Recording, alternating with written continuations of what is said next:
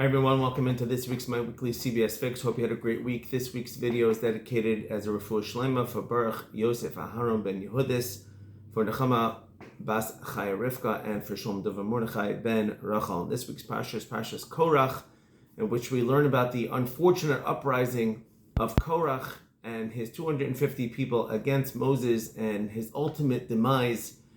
And in this week's Parsha, we read about his grandson Shmuel Hanavi, the prophet, who was also denigrated by the Jewish people, kind of reversal of what happened. And our sages tell us something incredible, that when the Jewish people asked of Hashem for a king, instead of, they had the prophet right there, Samuel himself, Shmuel Hanavi, he was as great in calling out to Hashem's name, meaning in prayer, as Moses and Aaron were together.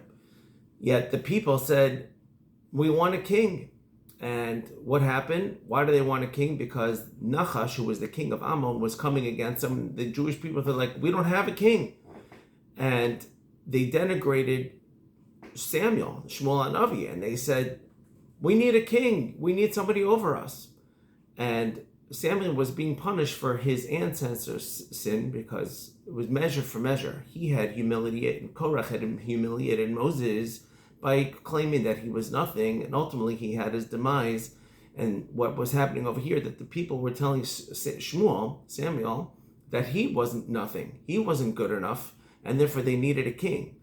And because, this is the amazing part, because of Shmuel's humility in forgiving the people, that actually was a tikkun, a remedy for Korach, his great-grandfather. And because of that, his grandfather was taken out of some of the depths of Gehenna, and he was eventually promised to have a share in the world to come. Shmuel's mother, Chana, also prayed on behalf of Korach, that he should be taken up from the depths of hell, Gehenna, and be given a place in Olam Haba, in the world to come, whether it happened now or whether it will eventually happen.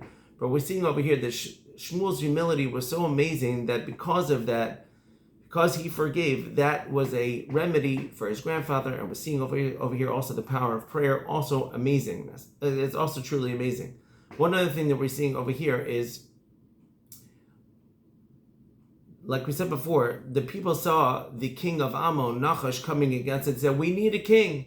And Hashem gave them a king. And Shmuel rebuked them a little bit before he passed away. And he said, you asked for a king. Eventually you got one. But you shouldn't have. You had me over here. And because if I want to, Hashem can perform miracles for me in a second. And at that time, it was the harvest season. It was incredibly hot. And he said, watch, I'll show you what I can do. And he prayed to Hashem. He clapped his hands. And immediately this incredible thunder broke out. And after that, this major downpour happened. And when the people saw that, not only were they in fear, and they were in awe of Shmuel and his power, but they felt foolish. Like, how foolish were we? We don't need a king. We need a king because they have a king. We have Shmuel, who was close to Hashem like that. He calls out to Hashem. He prays. And they felt foolish for what it is that they wanted.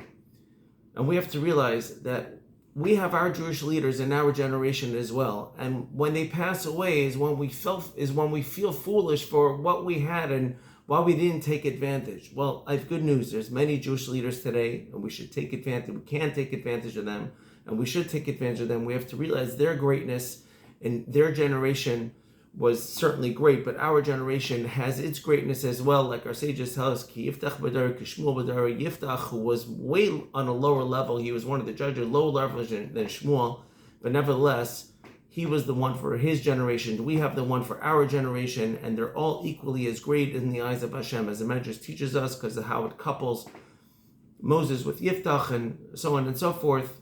And so therefore, we have to realize the greatness of our generation, the leaders that we have, and we have to hold on to them, and because when they're gone, we'll feel foolish that we didn't take full advantage. So that's some of the lessons from this week's Haftorah. Thank you for listening. Have a wonderful Shabbos.